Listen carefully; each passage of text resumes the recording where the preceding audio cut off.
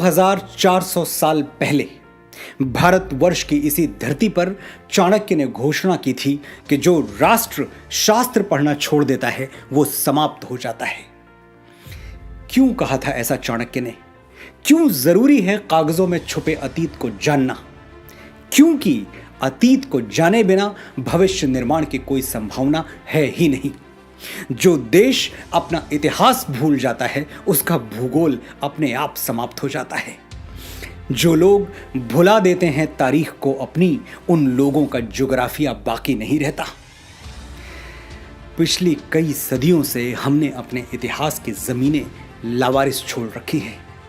हम न उन जमीनों की ओर देखते हैं, न वहां जाते हैं, न परवाह करते हैं कि हमारे बाप दादा की जमीनों में कौन सी फसल बोई जा रही है और वो फसल कौन बो रहा है, किस नीयत से बो रहा है या फिर किस बदनीयती से बो रहा है।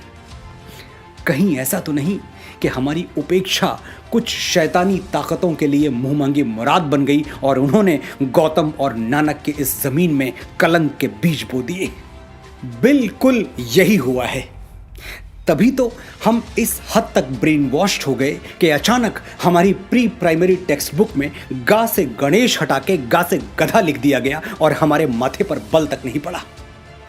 हमारे घर तक आने वाली सड़कों के नाम भी किसी अकबर, हुमायूं, जहांगीर जैसे ग्लोरीफाइड डकैत के नाम पर रख दिए गए और हम रिबन काटते हुए मौका परस्त नेताओं को देखकर तालियां बजाते रहे। अचानक नैरेटिव बदल दिया गया। आदर्श राज्य कैसा होता है? जैसा अकबर का था। अच्छा, तो राम राज्य क्या था? वो आदर्श नहीं था। और अकबर के राज में हजारों किसानों को जजिया न देने के लिए फांसी पर टांग दिया गया था। ये आदर्श राज्य में होता है? ये तो हमें ढोल बजा के बताया गया कि अकबर ने जजिया माफ कर दिया था, लेकिन माफी से पहले जजिया का खूनी इतिहास हमें कभी नहीं पढ़ाया गया। और उसी अकबर ने वापस गैर मुसलमानों पर जजिया लाद दिया था, यह भी नहीं पढ़ाया गया। चित्तौड़गढ़ में 30,000 सिविलियंस को जिहाद के नाम पर काट डालने वाला आदर्श राजा था। आगरे के किले के सामने मीना बाजार लगवाने वाला जिल्ले इलाही था। जिल्ले इलाही यानी खुदा की परछाई। यह कौन सा खुदा है जिसकी परछाई इतनी काली है? मुझे अफसोस होता है जब मेरे कुछ मुसलमान भाई मुगलों और तुर्कों की तरफ उठने वाली उंगलियों को इस्लाम की तरफ उठने वाली उंगली मान लेते हैं और उसके खिलाफ हो जाते हैं।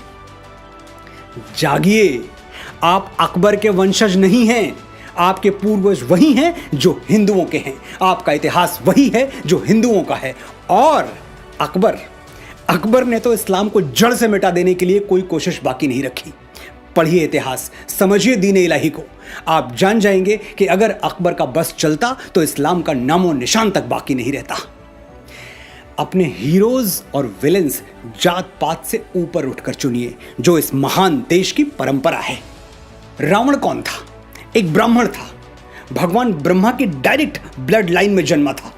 लेकिन आपने किसी ब्राह्मण को रावण की स्तुति करते हुए देखा है? हम सिर्फ इसलिए रावण को हीरो बना दें कि वो हमारी जाति का था, इतना छोटा नहीं सोचते हम। रावण खलनायक था और हम रहती दुनिया तक दशहरे में उसका पुतला फूंकते रहेंगे। और हम ही नहीं, हर जागा हुआ समाज यही करता है। अपने नायक और खलनायक बड़ी सावधानी से चुनता है। हिंदुस्तान में एक बहुत बड़ा तबका महमूद गजनवी को हीरो मानता है। ये लुटेरा अफगानिस्तान के एक छोटे से गांव गजनी से आया था और भारत पर इसने बेतहाशा जुल्म ढाए। सोमनाथ का पवित्र मंदिर हमारी आंखों के सामने लूट लिया और हम खड़े देखते रह गए। तो होना तो ये चाहिए था कि अफगानिस्तान गजनी को शूरवीर मानता और उसके नाम पर मॉन्यूमेंट्स बनवाता। लेकिन सच ये है कि अफगानिस्तान के इतिहास में गजनी की कोई जगह है ही नहीं। उसका जिक्र तक बड़ी मुश्किल से मिलता है। अफगानिस्तान के मुसलमानों ने हिंदुओं का मंदिर लूटने वाली अपनी इस नालायक औलाद को डिसोन कर दिया, अपनी ऐतिहासिक जायदाद से बेदखल कर दिया। और दूसरी तरफ इतिहास में जगह किसको दी? कनिष्क को, जो कि कुश डायनेस्टी में जन्मा भारतवर्ष का एक महान बौद्ध राजा था। अफगानिस्तान में कनिष्क के नाम पर होटल्स हैं, इमारतें हैं, जबकि वो मुस्लिम देश है। लेकिन यही तो बात है कि हीरोज चुनते हुए हिंदू, मुसलमान, बौद्ध और क्रिश्चियन नहीं देखा जाता, बस चरित्र देखा जाता है, बशर्ते हमारे पास इतनी तटस्थ, इतनी न्यूट्रल आंखें हों। अफगानिस्तान ने अपनी पूजा पद्धति बदली, अपनी संस्कृति नहीं बदली। वो भारत के पूर्वजों को आज भी अपना पूर्वज मानते हैं और इससे सिद्ध होता है कि धर्मांतरण के साथ राष्ट्रांतरण होना जरूरी नहीं है। एक और इस्लामिक देश है इंडोनेशिया, जहां 87% 87% मुसलमान हैं, लेकिन वहां रामलीला ऐसी धूमधाम से होती है कि देखने वाले देखते रह जाएं। इंडोनेशियंस भी राम को अपना पूर्वज मानते हैं। उन्हें इस बात से कोई फर्क नहीं पड़ता कि उनके घरों में रामचरितमानस की जगह कुरान रखा हुआ है। धर्म अलग है तो क्या, पूर्वज तो एक हैं।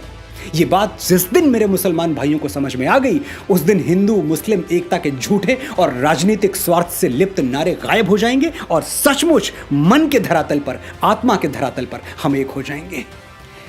वापस लौटते हैं उस बात पर जो मुझे चुभ रही है और आपको भी चुभनी चाहिए। हमें चीख चीख कर बताया गया कि मुगल अंग्रेजों की तरह लुटेरे नहीं थे। वो हिंदुस्तान की दौलत लेके कहीं 7 समंदर पार दूसरे मुल्क में नहीं गए, यहीं रह गए। ठीक है, तो मैं आपके घर पर अटैक करता हूं, कुछ लूट के अपने घर नहीं ले जाऊंगा, बल्कि आपके ही घर में कब्जा करके रह जाऊंगा और आपको, आपके परिवार को, जो कल तक उस घर के मालिक थे, अपना गुलाम बना के रखूंगा। आप मुझे हीरो मानेंगे? नहीं मानेंगे। तो मुगलों को हीरो क्यों मानते हैं और क्यों ऐसी कमजोर दलीलें देते हैं जिस पर हंसी आ जाए? एक और दलील है कि मुगलों की हुकूमत में 200 सालों तक कोई सिविल वॉर नहीं हुआ, इतनी शांतिप्रियता बनी रही। यह किसी ने नहीं बताया कि ग्वालियर के किले में मुगलों की तरफ उठने वाली आंखों में जलता हुआ सरिया घोंप दिया जाता था, तो बगावत की हिम्मत कौन करता? और ग्वालियर कोई अकेला किला नहीं है। मुगलों के शासन में ऐसे हजारों कंसंट्रेशन कैंप्स थे जो हिटलर के कैंप्स को शर्मिंदा कर दें। जिन आतताइयों ने तख्त को रिश्तों, नातों, मर्यादाओं और उसूलों के ऊपर रखा, हुकूमत के नशे में अपने बाप को कालकोठरी में ठूंस दिया, अपने ही भाइयों के गर्दनें उतार ली। अगर उनके राज में शांति बनी रही तो वो शांति ऐसी ही थी जैसे सद्दाम हुसैन ने इराक में बनाकर रखी थी या फिर किम जोंग टू ने नॉर्थ कोरिया में बनाकर रखी हुई है। ये दोनों नाम गूगल कर लीजिएगा, आपको मेरी बात समझ में आ जाएगी। ये मुगल और तो खैर कहीं भारतीय संस्कृति से प्रभावित नहीं हुए, लेकिन बाबा तुलसी की एक चौपाई का अनर्थ इन्होंने जरूर कर दिया। भय बिन होए न प्रीत, डर के बिना शासन नहीं चल सकता। बस ये भूल गए कि श्री राम ने किन परिस्थितियों में डर का सहारा लिया था। जब समुद्र हजारों विनतियों के बावजूद उन्हें लंका जाने के लिए, अपनी प्राण प्रिया सीता को रावण के चंगुल से छुड़ाने के लिए रास्ता नहीं दे रहा था, तब राम विवश हो गए थे बल प्रयोग के लिए। विनय न मानत जलधि जड़, गए 3 दिन बीती, बोले राम सकोप तब, भय बिनु होए न प्रीति। राम ने साम्राज्य विस्तार के लिए कभी भय का सहारा नहीं लिया। राम राज्य में रहने वालों के लिए राम की घोषणा क्या थी जानते हैं? राम राज्यवासी त्वम प्रोच्चरस्व ते सिरम, न्यायार्थम युद्धस्व सर्वेषु समम कर, परिपालय दुर्बलम विधि धर्मम वरम, प्रोच्चरस्व ते सिरम, राम राज्यवासी त्वम। You live in Ram's kingdom, hold your head high, fight for justice, treat all as equal, protect the weak, know that dharma is above all। Sir उठा के जियो, निर्भय होके जियो, ये राम राज्य है। ऐसे राज्य की तुलना अकबरी कुशासन से हंसी आती है। हम सदियों से इस बात पर खुश होते आ रहे हैं कि शेर शाह सूरी ने दुनिया की सबसे लंबी सड़क बनवा दी, लेकिन श्री राम ने समुद्र पर, पानी पर पुल बना दिया। इसके लिए हम सैटेलाइट इमेजेस मांगते हैं, वरना विश्वास ही नहीं करेंगे। महाराणा प्रताप ने हल्दी घाटी का युद्ध हारा नहीं, ये सिद्ध करने में उस महान मेवाड़ी वीर की आत्मा को 450 साल लग गए। उस दिन हल्दी घाटी में वो राजपूत कुलद्रोही मान सिंह तो महाराणा को नहीं हरा पाया, लेकिन हमारे अविश्वास ने हरा दिया। और महाराणा कोई अकेले नहीं है।